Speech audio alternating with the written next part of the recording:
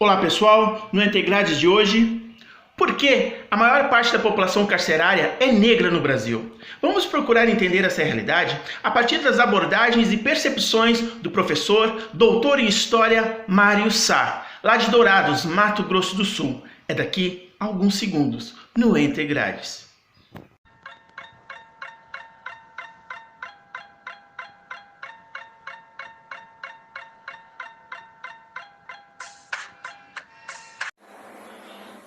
Olá. Por que a maioria da população carcerária brasileira é negra? Todo camburão tem um pouco de navio negreiro? Vamos conversar um pouco sobre isso. Eu inicio dizendo que o Brasil é um dos países com uma taxa de população carcerária muito alta, entre os 3 maiores do mundo. Essa taxa, no ano de 2019, chegava próximo a 800 mil pessoas. Essa população carcerária ela já foi bem menor, mas a partir do ano de 2006 se percebe um crescimento vertiginoso dessa população. E isso se deve à Lei de Drogas de 2006, a Lei 11.343. Essa lei de drogas ela é uma lei específica para julgar crimes referentes a drogas, ao uso, à produção e ao tráfico de drogas. Essa lei tem uma série de artigos, mas para a nossa conversa de hoje eu vou me restringir, vou me ater aos artigos 28 e ao artigo 33. O artigo 28 é o artigo de usuário de drogas, ou seja, as pessoas que usam drogas, elas cometem um crime e esse crime ele é julgado pelo artigo 28. É um artigo em que a pena em sendo condenado não inclui a prisão. Ele não ficará preso cumprindo pena. No artigo 33, no entanto, que é considerado o artigo de tráfico de drogas, é considerado um crime semelhante ao crime hediondo, ou seja, um crime gravíssimo, e pressupõe que ele pague pelo menos parte da sua pena em regime fechado. Muito bem, como se define um usuário de drogas do artigo 28 para um traficante do artigo 33? Isso é muito subjetivo. Por quê? Porque a lei não prevê quantidade de drogas. Ela não coloca uma quantidade mínima ou máxima para se ser usuário ou traficante.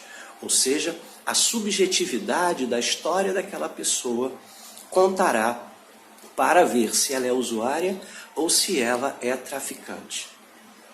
Isso cria uma possibilidade de que um histórico brasileiro de desigualdades sociais, econômicas e raciais, de gênero, étnicos, sejam colocadas nessas discussões, na subjetividade do julgamento do cidadão ou da cidadã.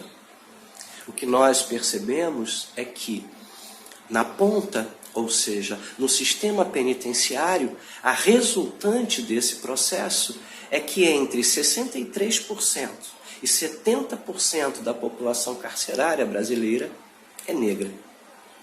Ora, o que acontece? Será que Lombroso tinha razão? Será que realmente existem tipos biológicos dados ao crime? Será que a raça negra é uma raça dada ao crime? Bom, cientificamente isso está descartado. Não existe hoje nenhuma teoria que sustente a teoria lombrosiana de que um tipo biológico, um ser humano, até porque não temos raça, todos pertencemos à subespécie Homo sapiens sapiens, então não há nenhum elemento do mundo científico, das ciências biológicas, que comprovem que um determinado tipo, ou um fenótipo, uma cor de pele, um tipo de cabelo, lábios, ou algo nesse sentido, caracterize um elemento criminoso. Muito bem. Se isso não é verdade, o que faz com que haja uma maior população carcerária negra, apesar de negros, pretos e pardos serem metade da população brasileira, assim como brancos. E os brancos representarem apenas 30% da população carcerária e os negros de 63% a 70%, dependendo do ano. Bom, a segunda teoria é aquela que diz que as questões econômicas ou socioeconômicas levam ao crime. Realmente, questões socioeconômicas têm que ser levadas em conta quando observamos um crime. Mas gostaria de dizer que também do ponto de vista científico, a maioria da população periférica e a maioria da população negra é uma população honesta. Não há como fazer uma relação direta entre pobreza e crime. Esses elementos eles têm que pesar, mas eles não são elementos que definem. Ora, se não é uma questão biológica, se não é uma questão preponderantemente socioeconômica, por que essa realidade? Ora, se vocês forem fazer uma pesquisa para procurar feijões estragados num saco de feijão preto de um lado e de um saco de feijão branco do outro, e apenas procurarem no saco de feijão preto, a conclusão da pesquisa será de que a maioria dos feijões estragados estão no saco de feijão preto. Mário, o que isso tem a ver com a nossa conversa? Tudo. Porque o que ocorre no Brasil, primeiro, é que a abordagem policial ela é feita predominantemente em áreas periféricas. Ora, se você procura o crime apenas em área periférica, você encontrará o crime e construirá um conjunto estatístico que leva a crer que a periferia é mais criminosa do que as áreas nobres. Mas essas áreas nobres não recebem o mesmo número de visitas, não recebem o mesmo conjunto de atenções das forças policiais como as áreas periféricas. Sendo a periferia majoritariamente negra no Brasil, esse jovem negro é levado diante do delegado, que tem a liberdade de tipificar o crime do jovem que possui drogas como usuário ou como criminoso. Tipificado como criminoso ou usuário ou traficante, ele é levado para o juiz sendo traficante, já que o crime de uso não pressupõe a prisão, ele responderá em liberdade. Esse jovem diante do juiz será avaliado se esse crime é um crime de uso ou tráfico novamente. Em sendo uso ele é liberado, em sendo tráfico ele permanece preso. O que nós observamos é que a lei ela facilita leituras subjetivas, leituras preconceituosas, leituras racistas, que acabam se desdobrando nos números que eu acabei de apresentar. Se o jovem ele não tem condições econômicas ou sociais, se ele não tem como comprovar que aquela droga é para uso dele, ele é tipificado como traficante e vai responder pelo artigo 33.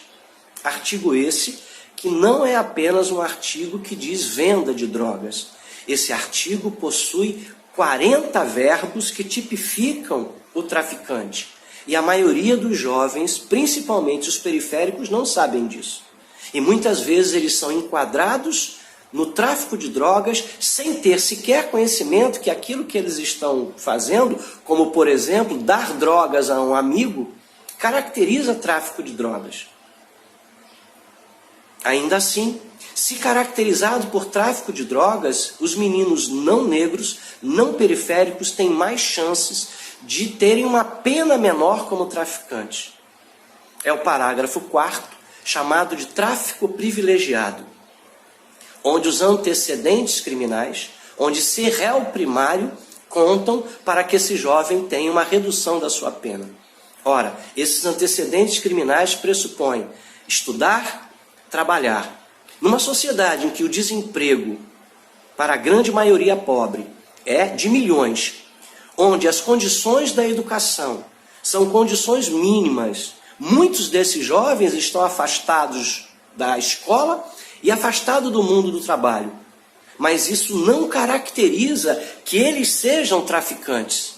Mas no elemento de bons antecedentes, isso acaba colocando. Indo para o gênero, se essa jovem for mulher e negra, sobe de 25% o percentual de crimes cometidos por homens para de 60% a 70% cometido pelas mulheres. Enquanto as mulheres brancas representam 30% da população carcerária, as mulheres negras se aproximam de 70%. A lei, ela, ao ser criada, ela deixou uma brecha para que a população mais periférica e de forma mais específica, a população negra, fosse criminalizada. E hoje nós temos o maior número de pessoas presas ligadas ao tráfico de drogas. Pessoas com pequenos portes de drogas, pessoas com pequenas quantidades que, segundo os juízes, não conseguiram comprovar que era para o seu uso. Se fossem pessoas de classe mais altas, possivelmente conseguiriam comprovar, mesmo que elas fossem traficantes, que elas têm condições de comprar aquela quantidade de drogas para uso próprio. Então, o que nós vivemos hoje é um processo de racismo institucional, onde a lei de drogas, visando dar uma satisfação à sociedade, na luta contra o tráfico, criminaliza os pequenos, os chamados mulas, aqueles que transportam pequenas quantidades de drogas para o tráfico, e não nos esqueçamos, para atender a uma comunidade de usuários que, na sua maioria, segundo a Fundação Getúlio Vargas, mais de 70% é da classe A. Então nós temos pobres, negros, sendo presos para que as elites brasileiras possam fazer suas festas regadas a drogas ilícitas. Temos que mudar essa realidade. Todo camburão tem um pouco de navio negreiro. Fiquem bem.